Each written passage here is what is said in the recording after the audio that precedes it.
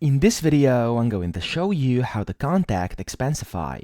So the first thing you have to do over here is on your Expensify account, you want to go to Settings, and inside Settings, in case you are inside a workspace like this, you want to first go out, top left, and then you want to click on Help over here. Now, once you click on Help, you'll come to this Expensify Help page, and over here, in case you didn't find what you're looking for, you can simply click on Send a Message, and this will direct you over here to their support chatbot, which is this dude over here.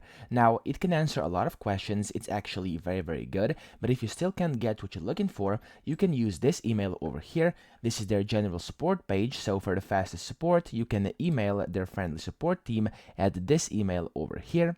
And that's pretty much that. Of course, if you want to contact for press or media, this is their email. And over here, if you want to email their founder and CEO, David Barrett, over here, this is his email over here. However, I would recommend, of course, going for the general support in case you have any general questions, or for the press/media in case you would like some more information regarding that. So that's pretty much it. I hope this video helped you out. If it did, please subscribe to the channel and help me out as well.